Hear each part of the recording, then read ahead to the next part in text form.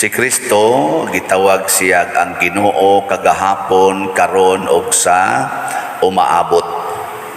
Pasabot way matago niya ang gahapon, mahinomduman niya ang nangagi, hibaw-an niya kung say mahitabo karon, hibaw-an sa niya ang mahitabo sa umaabot. Mao nang gisultihan niya ang iyang mga apostoles nga kung magpadayon gyud og sunod sa iyang pagtulunan ang usa ka tawo, moabot gyung panahon nga siya patyon. Saman, mosunod mo sa Ginoo. Anong wa man mo mutubag og klaro? Mosunod dili.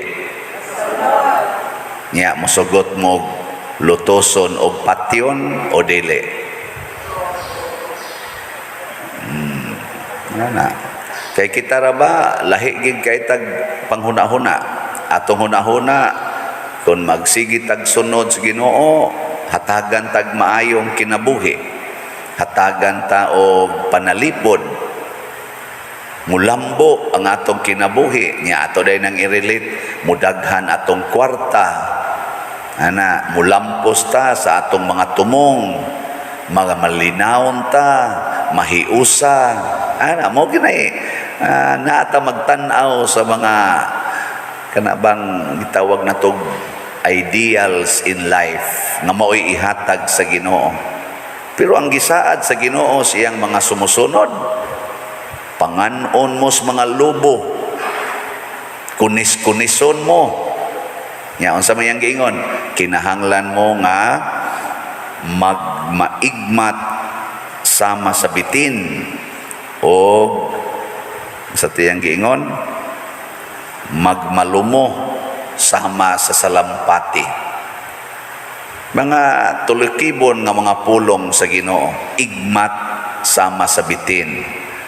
Nya malumo sama sa salampati. Unsa man ang igmat?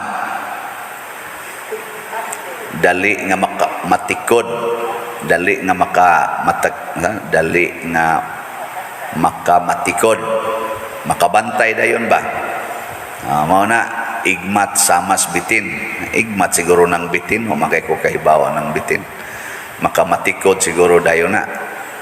Nya malumo sama sa salampati. Unsa man na?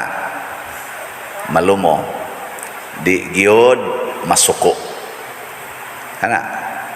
Sa ato pa, igmat ka nga magbantay nga di jud masuko. Kanus amon ta masuko kung lutoson ta. Kana suko kita na, latoson ta.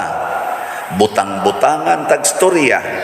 Sawayon ta, awayon ta. O patyon ta. Suko kita na. Habis ang ganigdili ikaw mo ipatyon, ang imong igsuon, ang imong anak, ang imong ginikanan. Di ba? Suko kay mo na igmat gyud. Ang imong bana, dili patyon, lipayon lang sa silingan.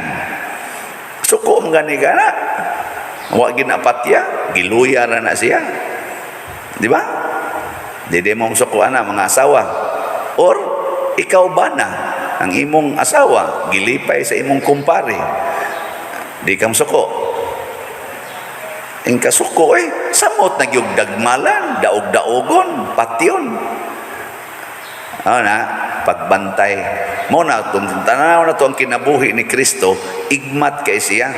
Sa dihang gilotos siya, gidaog-daog, gikulata, hangtod gibitay sa cross, malumogid siya, wa gyud masuko.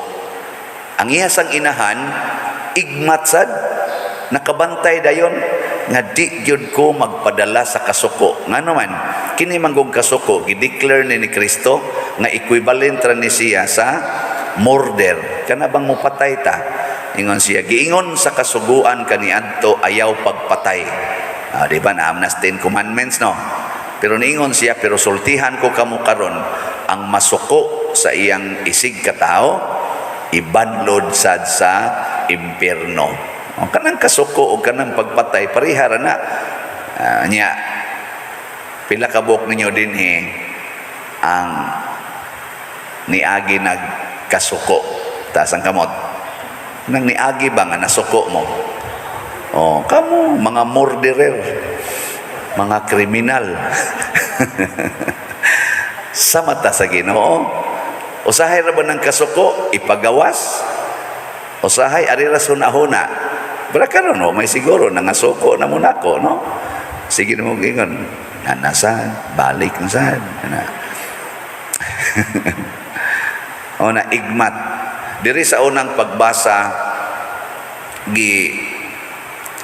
kuan gid sa Ginoo bagi pinaagi ni propeta Hosias, giwarningan gyud sa Ginoo nga ang mga tao di ay kinahanglan gyud mag-usab, dili mosalig niining mga gahom ug mga bahandi sa kalibutan. Muna ingon sila diri, dili pasaylua kami Ginoo nya, dili makaluwas kanamo ang Assyria. Pareha na karong makaluwas sa Ukraine unsa man ang NATO, dili ang makapahimong malampuson sa Russia sa iyang tumong ang iyang mga armas, ang iyang pagpatay sa mga tao didto sa Ukraine, dili. Muna dili makaluwas namo ang lig-on nga mga nasod sama aning Russia, Ukraine, NATO ug uban pa. Di ta mo angkon ana. Ang makaluwas nato mao na ang nagbuhat sa kalibutan nga mao ang Dios. Dili na kami mukabayo sa mga kabayo. Ay sa una god makatungtong kag kabayo murag hawd na kay kastanan. Mga dato sa una kabayo gyud sakyan. Nya karon mga jet plane na nakay kaugalingong eroplano, na nakay kaugalingong barko, mga sakyanan nga nindot kayo gara sa kaistanan ro mga tao, kana mga motor nga dagko kaistanan, nakusog ig tingog, daghan na kay na sila ron magkuyog-kuyog. Nas una nakasa gyud ko sa una na wa ko mahimong igmat, gasakay ko sa among motor ba kay among service sa unang Edgar kani atong driver ana mang motor kay habal-habal driver man na siya. Gadahain taon mig ubay-ubay ra ba to among kolekta gisod og sako nya ibutang ba sa kanis tangke ba TMX nga motor nya sikit kay traffic. So kalit bitag diri sa akong kilid kana bang hait ig tingog nga motor ba ana ba mo jingjing ba. So perti mo yung kusuga kay mura bata siya naglagot ting ito nga traffic nga diri nagaskilid sa among do ingon siya ding sa igking ko igking ni una din siya ngadto ana din kong Edgar may ratag mabangga nakapanungo ko ano ba mga inana nya murag hawd kay ba hawd kayo nga ubertik pa imo nga amo nang perting daghanang patay na ron anak nila ay bang magdag motor hawd na kayo hapit na lang murag wake kamatayon buak ding ay pagsaliga na mao nang pasabot sa unang pagbasa mao na si Kristo ming hatag nato og paagi unsaon pagpuyo ang kinabuhi unsaon man kinahanglan tang kamaog yung magpakamatay para sa uban. Kana bang hutdo nato ang atong kaayo hangtod sa kamatayon. Dili nato usik-usikan ang gihatag sa Ginoo nato nga maayo. Kay usay usik kaayo ang maayo. Ang atong gidala, ang atong gisigig paambit, ang hinatag hinuosyawa, kusmod sa naong, yaw-yaw, siging libak, siging pamakak, mga sayawa man nya mao'y atong paboritong sing hatag, mga malaway nga buhat, mga sala ba, gugmaan ang kwarta, kadawaan ang kwarta, mo'y sige nato gamit. Ang sige noong hatag kanang gitawag og charity, generosity, kuli kaita, murag ungot kay tanan. Una sugod atong Domingo, maligya tag slat para ni Venerable Chupilo Kamomot. Aw malipay-lipay man sa noon ko. Kay karon as of yesterday ni abot naman og 777 atong halin. Pakpak.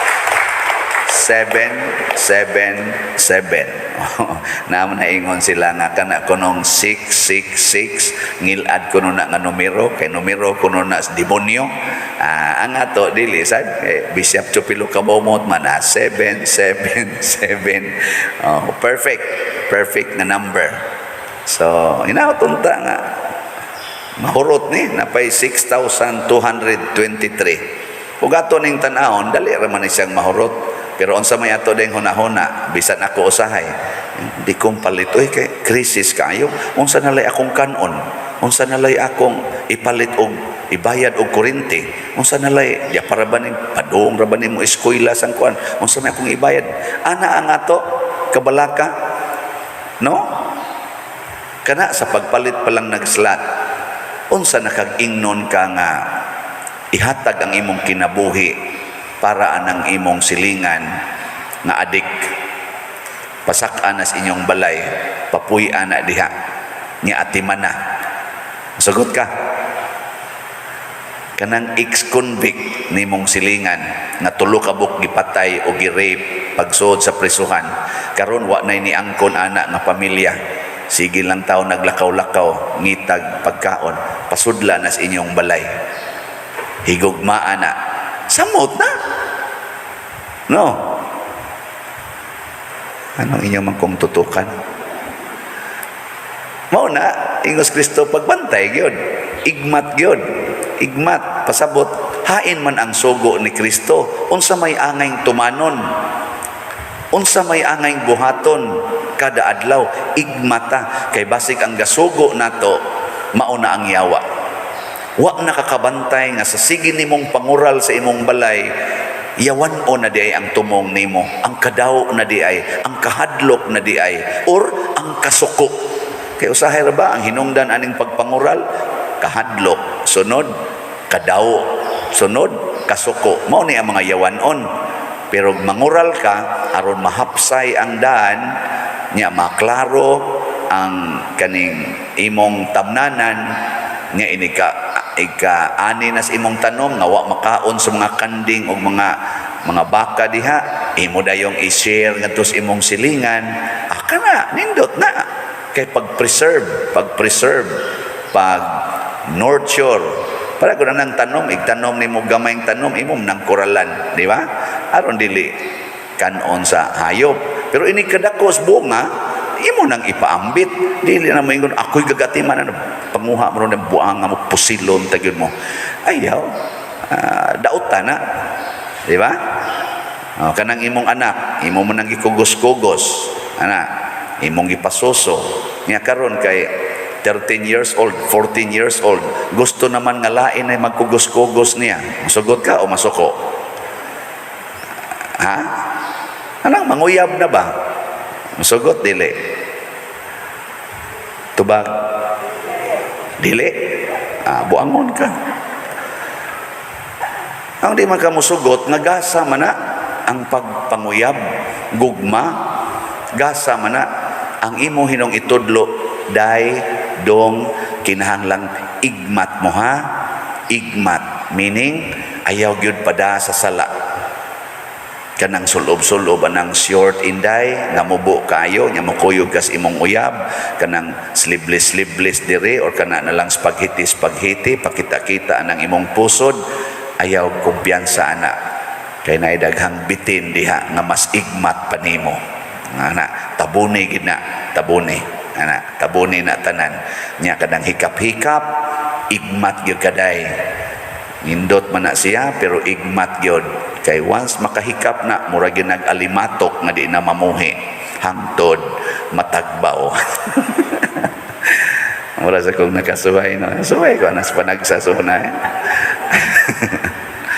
na igmat bat mo na itudlo ayaw tudlo ayaw panguyab nabuang ka diha nagasa nas Ginoo tudlo unsaon paggamit nya ma nindot man gyud kay ihikap ma nindot man ihalog-halog sa antos mo na gitawag og antos Ingano magantos man moabot kayong panahon nga maminyo ka, at least kamao na kang moantos. Siya ngano mo din ng minyo di na magsigilag halog-halog kunya lami kay tanan ingon sa dili galabi ang antos nahibaw ka nako karon kining inyong amahan porti na nakong antos ani.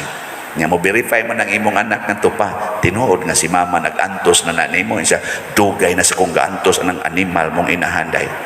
Pero tungod kay nahigugma man minimo og 2 months Ginoo nindot baya di ay nga mag-antos ta aron mo higugma mo na sugdi na karon unsaon man pag-antos sa mo nag-uyab way hikapay tinutukay lang ana haron limpyo ang hunahuna virgin ang lawas pure ang kasing-kasing o di ba kanay itudlo wa mo'y ayo sige na nindog na ta. Mga igsoon, sama nga ang karnero ipadala ngadto sa panon sa mga lobo, kita usab andam nga motuman sa maong sugo. Busa, mapaubsanon kitang mudangup sa atong magtutudlo og moingon, Santos nga Amahan, panalipdi kami. Santos nga Amahan, panalipdi kami.